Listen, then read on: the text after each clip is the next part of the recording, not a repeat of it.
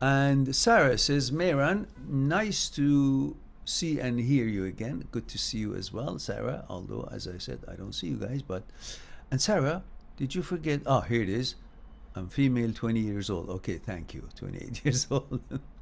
And Sarah says, I fight against anxiety disorder, a phobia. And now after a breakup, I struggle more. I feel empty and powerless. Any tips? Well, I need a little bit more on that, Sarah. If you can afford it, go on my site, make an appointment with me on Skype. And if you get in half an hour, I'll give you an hour. Get an hour, I'll give you 2 hours. We'll have plenty of time to explore this. But in the meantime, tell me, anxiety about what? Anxiety that you will be alone? Anxiety that what has gone wrong? So broke up, so big deal. Who died and left him in charge to be the world that you consider, oh, something bad has happened? No. You're still the same wonderful person as you were before. And the anxiety that you have,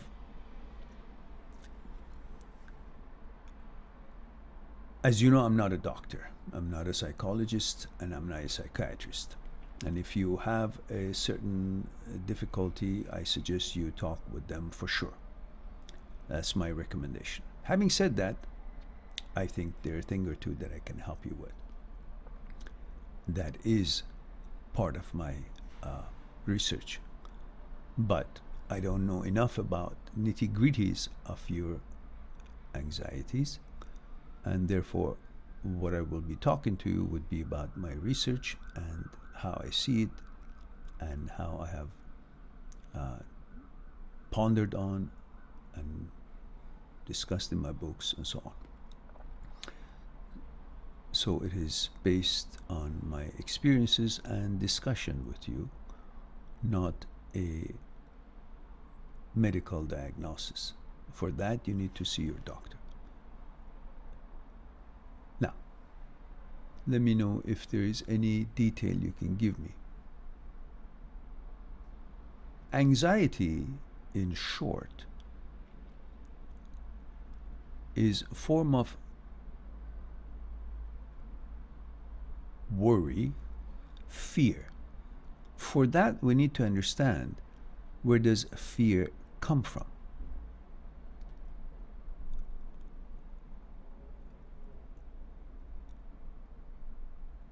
Our mind has a job. Its job, one of its job, is to protect us. To protect us, it looks for trouble. It looks for trouble and wants to alert us to be aware of a trouble. Even if there is no trouble, it tries to make one up because it wants us to be alert about some possibilities. Because its job is to see things before they happen. And sometimes it goes overboard and starts conjuring up things that have very little chance to happen. They haven't happened, and if they do, possibly in the future, has a very little chance, if at all. But because it's created in the mind as a form of thought, mind doesn't understand the difference between the actuality of something happening or thinking of it. Because both thinking of it and the actuality of its happening registers a certain kind of emotional. The thinking will create a certain kind of a chemical, that chemical creates certain kind of an emotion. That the emotion leads to certain kind of a behavior or choices. And when it conjures up something, your mind thinks it's happening. So something that hasn't happened, and it might happen in future or never happen, and it hasn't happened right now, but because you thought of it, the mind is now alert and wants to find solution for it. For something that might happen in the future, something that has not happened yet, but you come back to the present moment because of that thought, and you start looking for solution for something that hasn't happened. And because it hasn't happened, whatever solution you come up to it, you still have the fear that it might happen because it hasn't happened for the solution to be applied. So you will constantly think about it, even if you thought of a solution for something that hasn't happened, but you thought of a solution, but because it hasn't happened, you can't apply it. So you keep thinking about the solution. It's like a loop. And that gives you the anxiety because you constantly think, okay, how can I, but it hasn't happened for you to get it over, deal with it. So it keeps you in limbo. What you need to do to understand that these are thoughts, and thoughts have no smarts. They're stupid. They're dumb. Just because thoughts appear in your head, that doesn't mean that's an actuality. Thought wants to replace the actuality of life.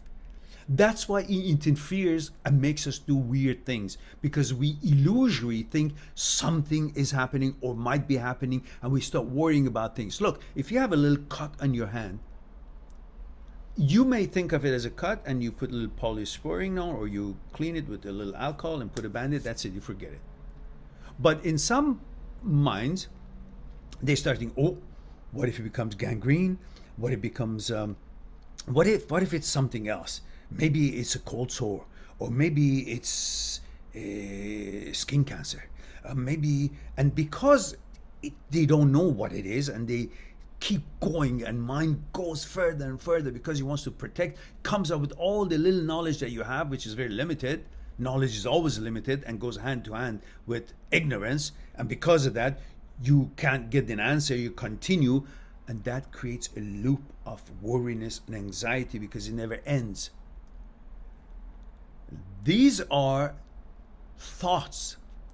They are just there to alert you, but they go overboard and create a certain kind of a condition in you which you constantly worried, and that's the anxiety, which is the result of you seeing what it is and then comparing it to what it could be, which is not yet. The fact that you compare what it was to what it is, what it could be, creates fear. Otherwise, there is no such fear. In reality, there is no fear. We're not talking about the fear of wild animals attacking you or a truck about to hit you that you jump out of the way. That's not the fear we're talking about. We're talking about the fear that you create in your mind by comparing what it was to what it is to what it could be. Like, for example, you say, oh, I was passing by this street last night and there was a fight broke up and somebody almost attacked me and I ran away. I'm okay now. I wonder if I go through the same street tonight, it will happen again. You see, you just created time through your thinking, and your thoughts created fear by comparing what it was, an attack, what it is, I'm okay, what it could be, tonight will I be attacked again. Or I had tummy pain last night, I'm okay, but I wonder if the tummy pain will come tonight or tomorrow. So you create these differences, comparisons, which creates fear, which creates anxiety. The same thing with the cut. What it was, there was no cut, now there's a cut. What it will be, will it go away? Will it get cured, or will it get worse? These comparisons are what creates anxiety, but none of them are real because it needs certain time to pass, chronological time to pass for you to see how well it's healing. But you're not waiting for that, and you want to see it now. So your thought jumps into the future, but still you're witnessing what is in present. Then your thought in the future thinks, oh, it's not healing. Your thought went to the future. Time didn't pass for it to go through the process and heal it. So you come back, see it's still there, so you start worrying. What you need to do to understand that your thoughts are stupid, they have no business comparing things, and gotta let things be. Nature has its own rules, body has its own rule. It will fix things up, it will clear things up, and the system and the rhythm that you're going through life will also make things to become more clear for you with more information. Then you can make the correct actions, and then you get the results that you're looking for. But if you haven't allowed the system, the process of life to go through, take place, and your mind is trying to do that for you, and he can't get the results and answers, it becomes more and more sensitized to fall back on its default programming, which is worry, because he wants to protect you. If you just live in the moment, live with the present moment, do not compare to what it was, to what it is, to what it could be. Just focus full attention to what it is now, and then you will not be distracted. Your mind will be focused here and will not conjure up things, and you will not fall into anxiety because you're busy with what it is that you're dealing with at the very moment. Yeah? So if I'm drinking this tea, let me totally be focused on the taste and the warmth and the characteristic of this tea now. But if I let my mind go while I'm looking at this, oh, how I had a tea, it was warmer, why is this not warmer? Maybe there's something wrong with it, but it smelled differently. And then what if actually it was in the factory that was made, something went wrong? That's why it smells differently. Instead of just thinking tea could smell differently because of different brands or different bushels that they chose. So all these interference with what it actually is and what I'm actually having the opportunity to experience is distracting me from what is in present, what is the reality, what is the actuality, and I'm conjuring up things that I have no evidence for it, but because they come to my mind as thoughts and it wants to replace the actuality, I believe it. Once I believe it, then I have no way out. Now I got to find the solution for it, and I can't find the solution for something that doesn't exist because I just conjured it up, and that's what brings anxiety.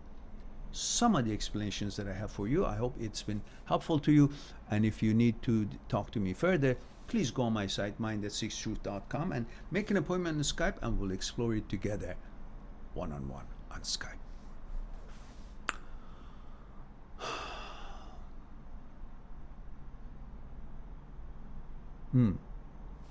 After all that I said, now I see you've written something after read it.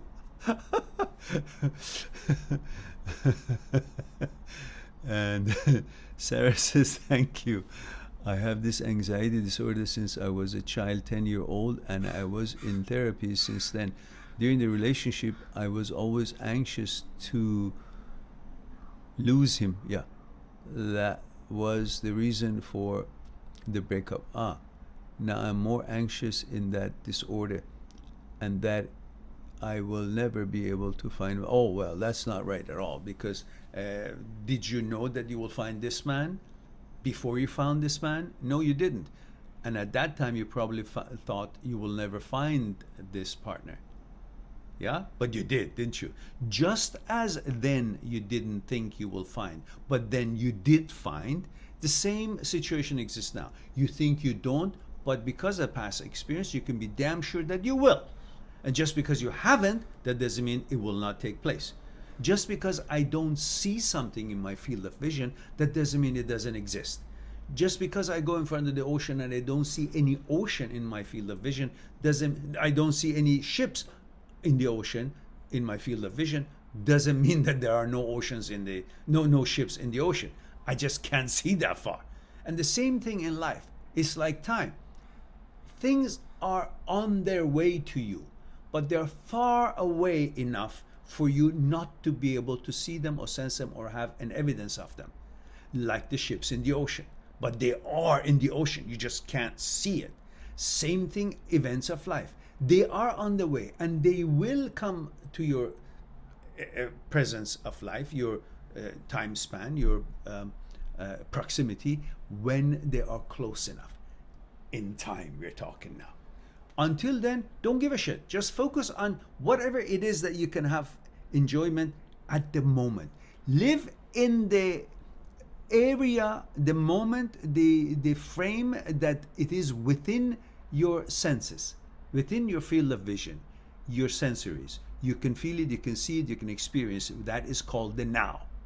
Live in the now. You won't give a damn about whenever things will happen or will they happen or not, because you're already seeing whatever is happening and enjoying becoming one, interacting with whatever is happening at now, because something's happening at now. You can witness it, you can be in contact with it and be interacting with it. So continue that interaction and don't worry about what can be, because what will be will be. Why would you have to be having control on what will be? Focus on the now. And if you focus on your relationship, whenever you're again in a relationship, on what it is now, and understand that everything is temporary in this life, our own lives are temporary. So if you try to keep focusing on, I want to be alive longer than 100 years, or longer than 200 years, or whatever it is, you create a certain kind of expectation that you're not in control of, and then you will be anxious for it. So don't worry about that. Just focus on what it is and interact with what it is. And when other things that you don't know about arrive into your life, then you will enjoy them and you assess them. That's how we live. Everything is temporary in this life. When you turn a temporary, or attempt to turn a temporary to permanent, that's when the suffering starts. And that's when the anxiety starts. I hope these are some things that you can use and ponder on. And if your therapist haven't told you, which I doubt if they have, so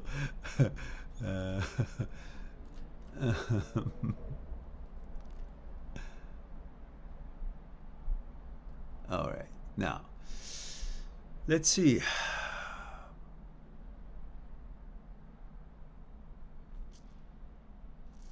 Gavin says, I have all 3 of your books. Cannot remember which book has chapter or info about ego. Me, My Psyche, and I.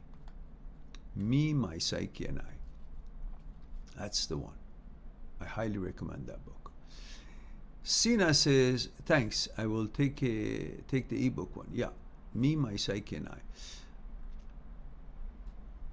And Sina says, Mehran, thanks for your all answers. Thank you. You're welcome. My pleasure.